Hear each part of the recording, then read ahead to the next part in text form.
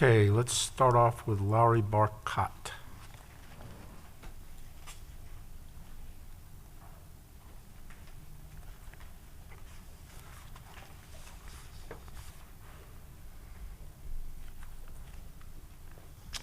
Good afternoon. Thank you, Mayor Dyer, and everyone else here for the opportunity for UCF College of Nursing to speak today to highlight an ongoing community health issue in Pine Hills, access to healthy, affordable food. As part of our public health community clinical, we've explored the barriers that underserved communities face. Pine Hills is one such area with persistent food insecurity and nutrition-related health disparity. Many residents, especially low-income families and seniors, struggle to access nutritious food. With limited transportation and few nearby opportunities for fresh produce, fast food and convenience stores often become the default. The 2022 Community Health Needs Assessment identifies food access as a top health concern in Pine Hills. Environmental barriers, including store closures and poor walkability, contribute to higher rates of obesity, diabetes, and hypertension, especially within minority populations. The Orange County Community Health Improvement Plan aims to reduce food insecurity and decrease overweight adult rates. Pine Hills is considered a high-need area due to the lack of walkable access for healthy food and a high burden of diet-related disease. We see an opportunity for UCF to support existing community efforts by encouraging participation in the current community garden programs there, partnering with churches and schools to provide culturally tailored nutritional education, supporting local food pantries to expand healthy offerings, and collaborating with Orange County public school systems to strengthen school-based nutritional services. UCF could also strengthen collaboration with trusted partners like Second Harvest Food Bank, UF Agricultural Extension, and the City of Orlando Office of Sustainability. These organizations already provide food distribution, education, gardening classes, and policy support that could be expanded to benefit Pine Hills more directly. These combined efforts could help improve health care costs, empower residents, stimulate local economy, and reduce healthcare costs in the Pine Hills community. Diets high in processed food lead to elevated rates of type 2 diabetes, high blood pressure, cardiovascular disease, and obesity. Food insecurity also contributes to depression and anxiety. And by improving access to nutritious foods, we can reduce these burdens and improve long-term health outcomes for Pine Hills and the rest of general Orlando in the broader community. Thank you for your time and attention. Thank you. Chukwuemeka Okeke.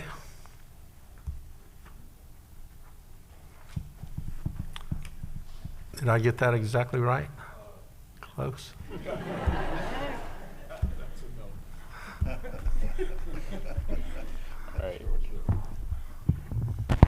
Thank you for having me here today. My name is Chukwuemeka Okeke, and I'm a senior nursing student, and I am presenting on behalf of my group in West Orange and the UCF College of Nursing. And today I'm here to present drowning prevention and education. So the topic here is high rates of unintentional drowning in Orange County. Orange County is known for its traveling destinations such as amusement parks and beaches, which contributes to high drowning rates in Florida. In fact, Florida consistently rates among the top states for unintentional drowning deaths. Children under age 5 in minority communities disproportionately are affected. As you can see in the PowerPoint presentation, Black and African American children have a higher risk for drowning than Caucasian children. So a brief statement, drowning has been and is still a serious concern in Florida, who ranked second for drowning deaths for ages 1 through 4 in years 2018 to 2021. In regards to the racial disparities, in 2019, Orange County Black residents had a drowning rate of 1.5 per 1,000.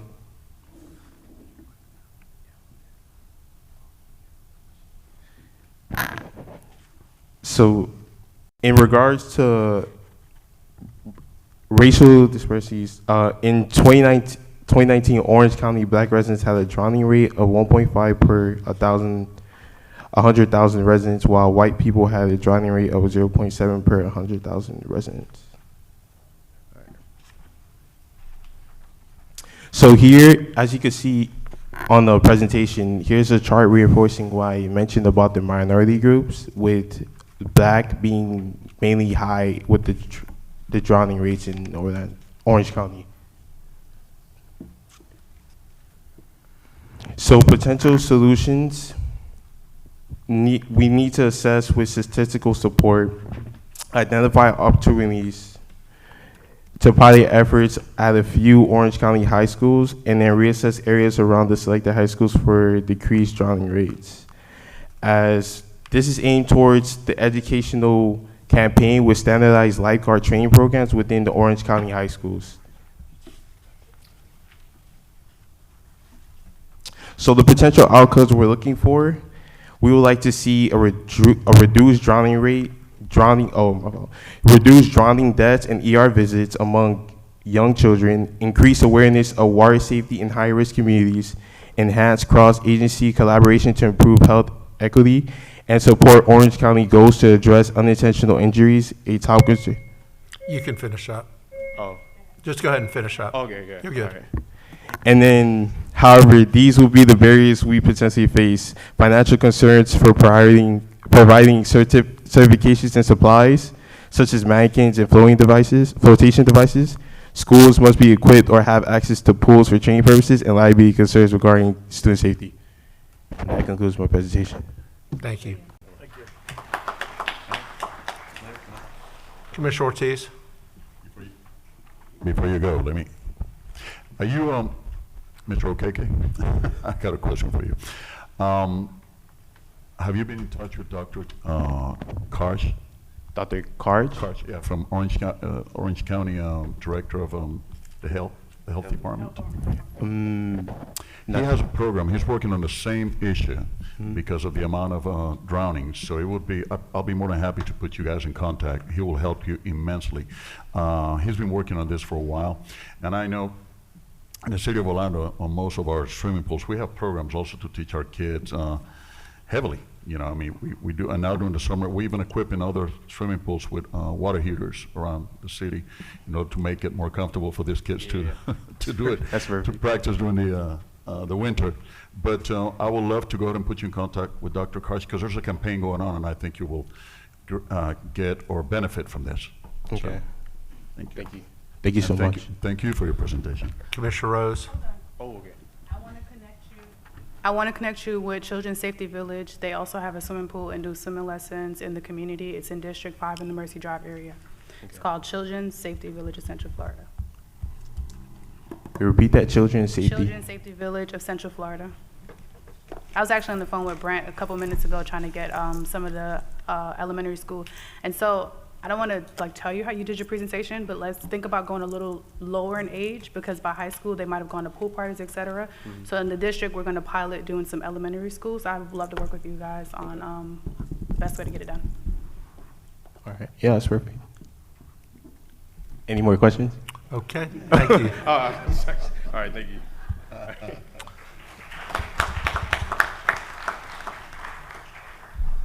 Bryce Gill. And Bryce will be followed by Matt Zaccarino.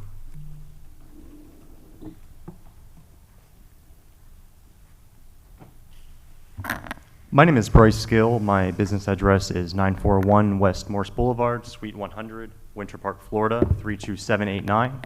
I'm a registered lobbyist with the City of Orlando and CEO of the real estate brokerage company Elite Real Estate and Finance, LLC.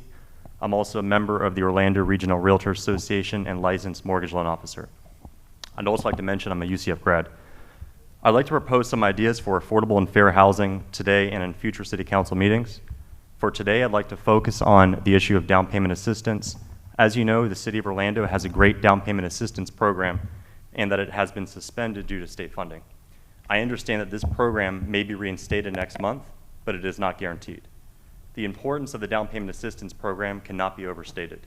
This is especially important for our Gen Z homebuyers.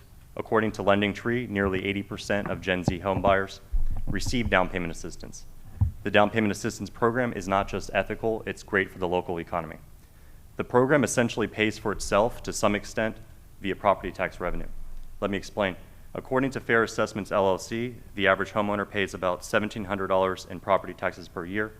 As you know, depending on income, homeowners can receive between $20,000 and $45,000 in down payment assistance, or DPA. This means that after approximately 19 years, the average property tax revenue that the city receives per DPA recipient will equal the average DPA disbursement amount per recipient. Furthermore, for every 6,000 homeowners that use down payment assistance to buy a home, the city will receive over $10 million in property tax revenue, based on my calculations. Reinstating the down payment assistance program also helps create jobs. With so many more people that are able to afford homes that couldn't previously afford homes due to the down payment, many more jobs are created within the real estate sector. This includes jobs in construction, repairs, real estate sales, real estate financing, insurance, asset management, and real estate law, just to name a few. These jobs also bring in additional property and sales tax revenue to the city. Therefore, if possible, I would like the opportunity to volunteer to speak before the Florida State Legislature to help the City of Orlando secure the funds to help reinstate the down payment assistance program and to help ensure that the program stays in place long term. Thank you, Mayor Dyer, and to the rest of this council for the opportunity to speak. Thank you. All right, Matt Zaccarino.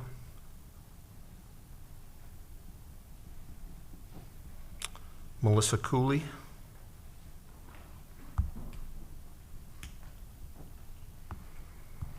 Hello, and thank you to the mayor and commissioners for allowing me to speak today. My name is Melissa Cooley. I am the director of community operations for a great company called Care Access, as Commissioner Rose referred to earlier. We are a global research company that offers a health screening in different communities. And within that health screening, which is free of cost to all participants that do come through our program do receive a stipend of $45 for themselves for their participation.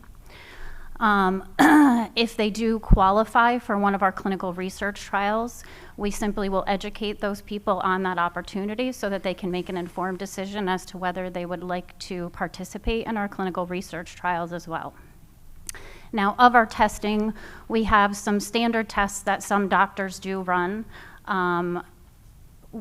including HbA1c, EGFR, HSCRP, and a full lipid panel. But in addition to that, we also have a couple tests that most doctors do not test for. One being lipoprotein A, which is a form of bad cholesterol that is typically genetic, found in people of all ages, that can really cause tremendous heart issues. And then for people ages 55 to 75, we also have something called p-tau, which is a protein in the blood that can be indicative of somebody possibly developing Alzheimer's in the next 10 to 20 years. So again, preventative health is very important within our communities.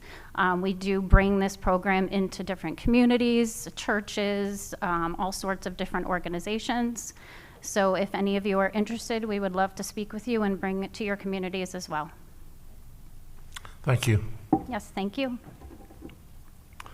Daniel German Quinn. And then Raymond Pereira Bonilla.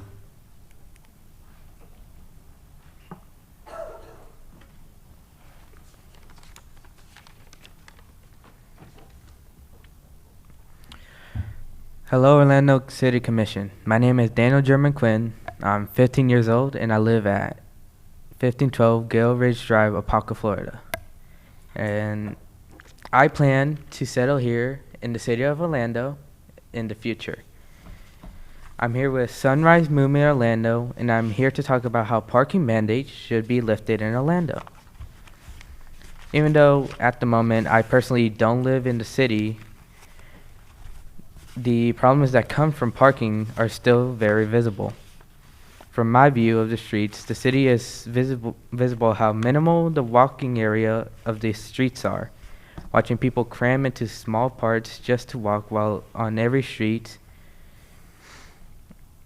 there are too many parking spaces, making walking even more of an inconvenience, leading to more car usage and making parking spaces being demanded which finally leads to more cramping into smaller spaces. Furthermore, the space for children to go out and play is also very limited. Areas that once had nature are now covered in spaces to park cars, while still not enough to fit the amount of cars that the 95.2% of households have. There should be a more focus on how we can make people use cars less and make sidewalks more convenient to use than a parking lot. At the same time, this can also lower the amount of combustion that comes from cars and the effect on the air quality that comes from it.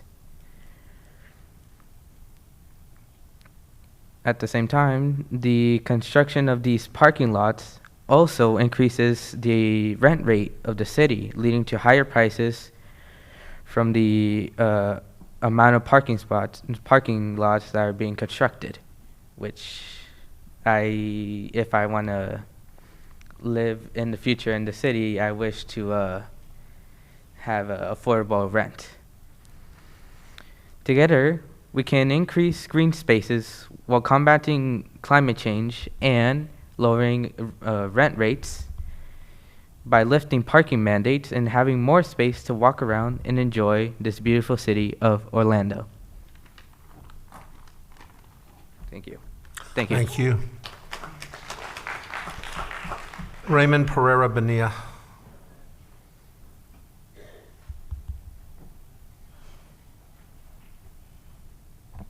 Good afternoon, Commissioners. My name is Ramon Pereira Bonilla, 1647 East Colonial Drive. It's good to see you all again. Hope you're not tired of my face yet. We'll be back for more, of course. Look, Commissioners, I think I'd like to start the conversation with addressing maybe some misconceptions that we've heard around what lifting parking minimums would do. We've heard that it would actually hurt small businesses, and that could not be further from the truth. I won't bother you all with the objective research that exists that actually shows that small businesses are helped when cities are made more walkable and accessible. But just stepping back and looking at it logically, the small businesses that already exist, their parking wouldn't be affected, right? This new ordinance would affect new developments, right? As Daniel so aptly pointed out, if developers are given the choice to determine their own parking, they know their market's best, right? Not some government telling them how much they should park, but the developers, the actual capitalists who are trying to make a good business for themselves. We've seen in other cities when they do reduce parking minimums, about 50% of the parking that was going to happen still happens anyways. So really what we're saying is, hey, you developers, you get to choose how much parking you need, and if the case so happens that you think you need less parking, that actually allows you to charge a cheaper rent, which would in turn, guess what? Help our small businesses. So that's one point. I think I would also love to talk a little bit about the process. You know, this is a pretty relatively simple ordinance. You know, we've looked at other ordinances across the country in Austin, San Diego, Minneapolis, and even in Gainesville. And that was kind of what the ordinance that I shared with you all last time I was here is based off of. I understand city government can be a little complicated at times. I think things can be a little slow rolling, especially in the summer months. But Commissioners, you know our city needs desperate relief when it comes to affordability. And this is one of the things that we can do to really help with that. Don't just take my word for it. Look at the examples that we've shared with you. Austin saw an average decrease of $200 for their studio apartment rents. We would love that here. It would make such a difference. And if you have concerns, please, when we email you, respond. We can talk to them. We can go through the research and actually address what reality says. Thank you all for continuing to be good partners. Thank you all for allowing us to be here. We look forward to working with you over the summer and continuing this campaign for a more walkable, sustainable, and affordable Orlando for all. Thank you. Okay, that's all we have for general appearance today, so we will stand adjourned.